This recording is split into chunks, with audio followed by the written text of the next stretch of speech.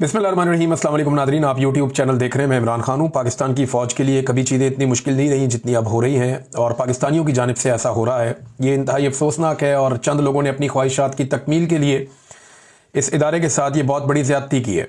वजह यह है कि मिलिट्री इस्टेबलिशमेंट के लोगों ने अपने ज़ाती मफादात के लिए या अपने फ़ायदों के लिए या अपने मनपसंद सियासतदानों को या अपने दोस्तों को नवाजने के लिए पाकिस्तानी अवाम के साथ वो कुछ कर दिया कि जिसके बाद पाकिस्तानी अवाम जो है वो अब एक नफ़रत के अंदर गिर चुकी है, और खैबर पख्तूनख्वा से तालिबान और फ़ौज को निकालने की तैयारियां हो रही हैं।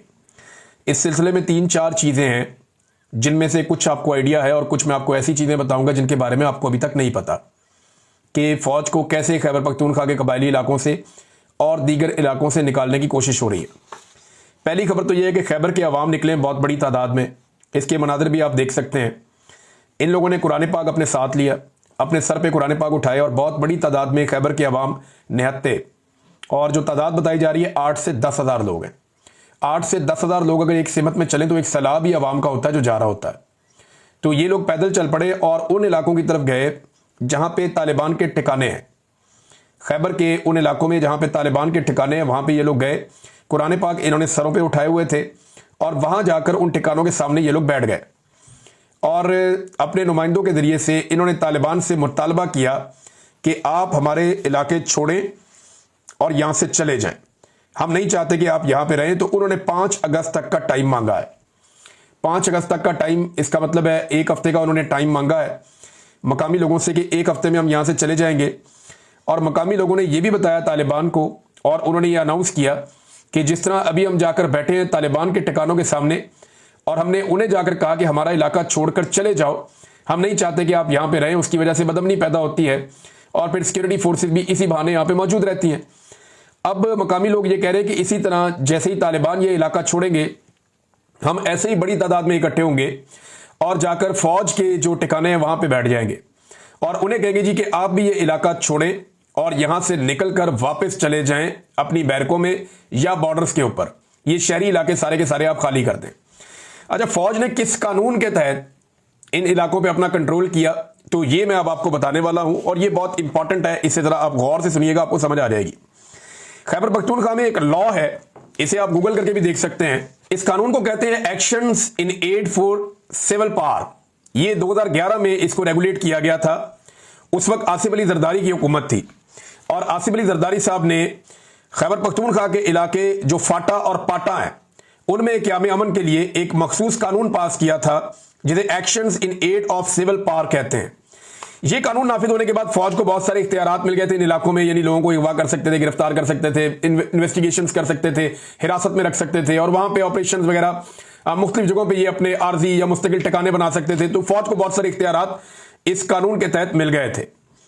बाद में जब पाकिस्तान तहरीक इंसाफ की हुकूमत आई 2018 में, और फाटा मर्ज हो गया, फाटा जब मर्ज हो गया, खैबर पख्तूनख्वा का हिस्सा बन गया, तो फिर शाह फरमान साहब ने एक नोटिफिकेशन जारी किया था, और इमरान खान साहब इसके पीछे थे नोटिफिकेशन के। यानी इमरान खान साहब की मर्जी से यह नोटिफिकेशन जारी हुआ था, और इस नोटिफिकेशन के जरिए से जो गवर्नर का नोटिफिकेशन था उसके जरिए से फौज को पूरे सूबे में यही इख्तियार दे दिया गया, actions in aid of civil power. देखिए, पाकिस्तान तहरीक इंसाफ भी माजी में गलतियां करती रही है। यह मामला अदालत के अंदर चैलेंज हो गया था।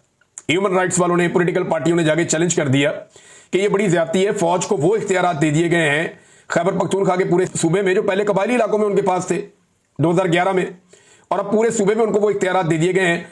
तो ये इंसानी हकूक की खिलाफ वर्जियां हो रही हैं, ये जुल्म है, मावरा अदालत चीजें हो रही हैं, ये नहीं होनी चाहिए। इससे दहशतगर्दी में और बेचैनी में इजाफा होगा। पेशावर हाई कोर्ट ने जो फैसला दिया, वो फैसला पेशावर हाई कोर्ट ने यह दिया कि ये फौरी तौर पे actions in aid of civil power, इसके तहत फौज को जो भी इख्तियारात दिए गए हैं खैबर पख्तूनख्वा में उन्हें खत्म कर दिया जाए, क्योंकि ये इंसानी हकूक के खिलाफ है। मैं आपको सादा सादा समरी बता रहा हूं। अदालत ने इसे खत्म कर दिया, लेकिन एडवोकेट जनरल जो था खैबर पख्तूनख्वा का, यानी खैबर पख्तूनख्वा की हुकूमत का जो वकील था, उसने जाके अदालत से स्टे ले लिया। अभी भी ये केस अदालत के अंदर जो स्टे हुआ है, ये खैबर पख्तूनख्वा की हुकूमत के वकील ने स्टे किया हुआ है। खैबर पख्तूनख्वा की हुकूमत यानी अली अमीन गंडापुर अभी अपने एडवोकेट जनरल को जाकर ये कहें या बुलवा कर ये कहें कि आप अपना स्टे वापस उठा लें, तो फौरी तौर पे अदालती फैसला मौजूद है, जिस फैसले की मौजूदगी में फौज के ये इख्तियारात जो उन्हें इजाफी मिले हैं, चाहे वो कबायली इलाकों में है, चाहे वो पूरे खैबर पख्तूनख्वा में है, वो इख्तियारात खत्म हो जाते हैं। यानी यहां पे फिर फौज जो है वो मुख्तलिफ लोगों के मकानों पे, इलाकों पे कब्जा नहीं कर सकती। वहां पे फौज जो है वो इस तरीके से ऑपरेट नहीं कर सकती जैसे वो इस कानून की मौजूदगी में करती है। तो बहुत सारी चीजें जो है उनका लीगल कवर एक खत्म हो जाता है जो इस वक्त तक मौजूद है। लिहाजा पाकिस्तान तहरीक इंसाफ ने ही ये ताकत दी थी फौज को कि पूरे सूबे के अंदर जैसे चाहे वो ऑपरेट करे। जरदारी साहब ने ये फाटा और पाटा की हद तक दिया था जब ऑपरेशन हो रहे थे 2011 में, लेकिन बाद में पाकिस्तान तहरीक इंसाफ ने पूरे सूबे के अंदर ये दे दिया था और पाकिस्तान तहरीक इंसाफ के ही एडवोकेट जनरल ने इस मामले पे एक स्टे लिया हुआ है अदालती ऑर्डर के खिलाफ। अगर वो स्टे वापस उठा लें तो ये कानूनी जवाब मिलिट्री एस्टेब्लिशमेंट या फौज के पास खत्म हो जाएगा कि वो खैबर पख्तूनख्वा में जिस तरह अभी ऑपरेट कर रही है इसी तरह ऑपरेट करती रहे। इसी हवाले से एक और बड़ी डेवलपमेंट है। एक तो मुकामी लोग ये चाहते हैं खैबर पख्तूनख्वा के फौज अपनी छावनियां खत्म करे जो इजाफी जो आबादियों के अंदर बन गई हैं, जो बॉर्डर्स के अलावा वो आ गए हैं मुख्तलिफ इलाकों में। तो मुकामी लोग ये चाहते हैं कि वो मामला अब खत्म हो और चीजें नॉर्मलाइज हों। अब इसके अलावा जो है पाकिस्तान तहरीक इंसाफ की जानिब से भी एक बड़ा सख्त पैगाम आया है। सहाफी है मोहम्मद फहीम, ये बड़े अच्छे जर्नलिस्ट हैं और इन्होंने जो हंगामी करारदाद है वो शेयर की है पाकिस्तान तहरीक इंसाफ प्रोविंशियल सेक्रेटेरिएट खैबर पख्तूनख्वा से। ये जो करारदाद है ना ये बड़ी इंपॉर्टेंट है, इसको आपको सुनना पड़ेगा और समझना पड़ेगा कि एक्चुअली पीटीआई करने क्या जा रही है। ये बड़ा सख्त कदम है जो अब उठाया गया पाकिस्तान तहरीक इंसाफ की जानिब से। इस करारदाद के मुताबिक तहरीक इंसाफ खैबर पख्तूनख्वा की तंजीमी कमेटी ने अपने 28 जुलाई 2025 के हंगामी इजलास में पूरे खैबर पख्तूनख्वा बिलखसूस जमशुदा इजला में पुरअमन शहरियों पर जारी रियासती तशद्दुद बिलखसूस 27 जुलाई 2025 के सानह तीरा की शदीद तरीन मजम्मत की है। कमेटी का मौक़िफ़ मुतफ़िक़ा तौर पर यह है कि आईने पाकिस्तान के आर्टिकल 245 के तहत तवील फौजी तैनाती ने एक ऐसा माहौल पैदा कर दिया है जहां ताकत बेकाबू हो चुकी है और जवाबदेही अमलन गैर मुअस्सर है, जिससे बुनियादी हकूक पामाल हो रहे हैं और मकामी अमन तहस नहस हो रहा है। कमेटी वफाकी हुकूमत से पुरजोर मुतालबा करती है कि 15 दिन के अंदर आर्टिकल 245 के तमाम नोटिफिकेशंस मनसूख करके जमशुदा इजला से फौजी दस्तों के इनखला का बाकायदा ऐलान करे। इस मकसद के लिए खैबर पख्तूनख्वा असेंबली में मौजूद पाकिस्तान तहरीक इंसाफ के तमाम अरकान को हदायत की जाती है कि वो इसी मुतालबे पर मबनी करारदाद फौरन ऐवान में पेश करें और इसकी मंजूरी के लिए दीगर जमातों की हमायत को यकीनी बनाएं। समझ आ रही है आपको? पीटीआई ने बड़ा कैटेगोरिकली और क्लियरली ये मुतालबा कर दिया है कि जितने भी खैबर पख्तूनख्वा के इलाके हैं वहां से फौजी दस्तों का इनखला बाकायदा ऐलान करके किया जाए और 15 दिन के अंदर अंदर आर्टिकल 245 के तमाम नोटिफिकेशन जिनके तहत फौज को बुलवाया जाता है वो मनसूख किए जाएं। सूबाई हुकूमत को उन्होंने कहा कि इस हवाले से करारदाद पेश की जाए जिसको मंजूर करवाया जाए ताकि एक सूबाई हुकूमत का या अवामी तौर पर इसके ऊपर एक ठप्पा भी लग जाए। और साथ ही उन्होंने कहा कि तंजीम खैबर पख्तूनख्वा को हदायत जारी करती है कि एडवोकेट जनरल खैबर पख्तूनख्वा को अहकाम दिए जाएं कि वो सुप्रीम कोर्ट में एक फौरी दरखास्त दायर करे ताकि 22 दिसंबर 2023 का हुक्म इम्तनाई वापस लिया जा सके। यह वो मामला है पेशावर हाई कोर्ट के फैसले के खिलाफ जो एडवोकेट जनरल चला गया था खैबर पख्तूनख्वा का 22 दिसंबर 2023 को एक हुक्म इम्तनाई ले लिया था। तो वो जो पेशावर हाई कोर्ट में गया था वो फैसला वगैरह जब उसका फैसला मुअत्तल किया गया था, लिहाजा वो दरखास्त वापस ले ली जाए जो आर्टिकल 245 के दायराकार को महदूद करता है। एडवोकेट जनरल पर लाजिम है कि हर 2 हफ्ते बाद पेशरफ्त की तहरीरी रिपोर्ट तंजीमी कमेटी को पेश करें। कमेटी एक आजाद कमीशन के क्याम का भी तकादा करती है जिसमें रिटायर आला अदालती जज और मुअज़्ज़िज़ सिविल सोसाइटी नुमाइंदगान शामिल हो। यह कमीशन सानह तीरा समेत तमाम हालिया वाकयात की गैर जानिबदाराना और शफाफ तहकीकात करे, 30 दिन के अंदर अपनी रिपोर्ट शाया करे, जिम्मेदारान की निशानदेही करे और उनके खिलाफ सख्त तरीन कानूनी कार्रवाई की सिफारिश करे। साथ ही तंजीम मुतालबा करती है कि न सिर्फ तीरा बल्कि ड्रोन हमलों और हर उस कार्रवाई पर फौरी तौर पर FIR दर्ज की जाए जिसके नतीजे में शहरियों की हलाकतें या जख्मी होने के वाकयात पेश आए हैं, ताकि क्रिमिनल तफ्तीशें मुकम्मल ज़ाब्ता फौजदारी के मुताबिक मंतकी अंजाम तक पहुंचे। बाकी दीगर मुतालबात भी हैं, लेकिन जो असल बात है वो यही है कि खैबर पख्तूनख्वा का एडवोकेट जनरल वो अपनी दरखास्त जो एक स्टे लिया हुआ है वो उठाए और स्टे वापस ले ताकि फौज के पास जो इजाफी इख्तियारात हैं खैबर पख्तूनख्वा में वो खत्म हो। ये बात जो है यहां पे पाकिस्तान तहरीक इंसाफ ने भी कह दी, साथ एक करारदाद भी पेश की जाए। साथ ही जो मकामी लोग हैं वो तालिबान को भी जाने का कह रहे हैं, उन्हें जाकर पुरअमन तरीके से कहकर आए हैं और अब वो फौज के पास भी जाएंगे और उन्हें भी कहेंगे कि इलाका खाली करें। तो क्या फौज ये इलाका खाली कर देगी?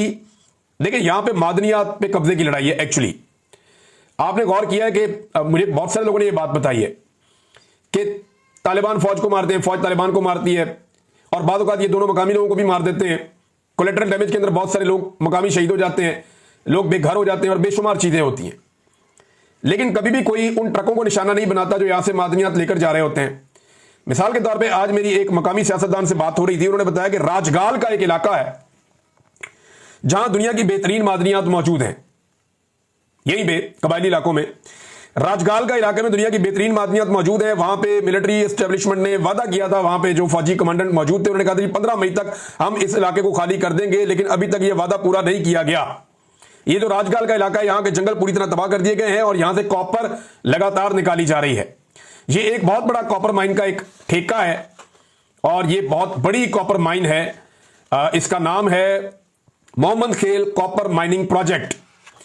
यहां पे बहुत बड़े जखायर हैं कॉपर के और कई किलोमीटरों तक, मीलों तक फैले हुए हैं। और यहां से जो कॉपर निकाली जा रही है, मुबैना तौर पे बगैर टेंडर के FWO को वजीरिस्तान में कॉपर की लीज दी गई है और वहां से लगातार कॉपर निकाला जा रहा है। इस हवाले से बाद औक़ात सियासतदानों ने आवाजें उठाई, बाद औक़ात ये सवालात पूछे गए और बार बार पूछे गए कि बगैर किसी टेंडर के ये लीज कैसे दी जा सकती है। यहां पे अरबों रुपए का कॉपर मौजूद है। और मैं एक सूबाई वजीर से बात कर रहा था, वो कहते जी हमें तो इसमें कुछ भी नहीं मिलता।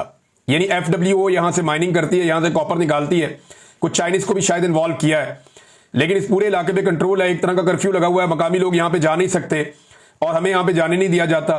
तो यहां से धड़ाधड़ मादनियात निकाली जा रही हैं, लेकिन मकामी लोगों को या अवाम को उसका कोई फायदा नहीं हो रहा। अवाम बेचारे कैंपों में अपने रिश्तेदारों की तरफ या इधर उधर रहने पे मजबूर हैं। वो अपने इलाकों में वापस इसलिए नहीं आ पा रहे कि वहां पे जनाब माइनिंग हो रही है, दरख्तों की कटाई हो रही है और इस तरह की चीजें हो रही हैं।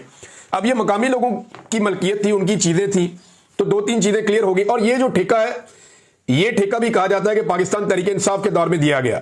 और अगर चले पाकिस्तान तहरीक इंसाफ के दौर से या फाटा के मर्ज होने से पहले दिया गया था, तो भी फाटा के मर्ज होने के बाद पाकिस्तान तहरीक इंसाफ को इस पे बात करनी चाहिए थी और हर ठेका टेंडर के जरिए दिया जाना चाहिए।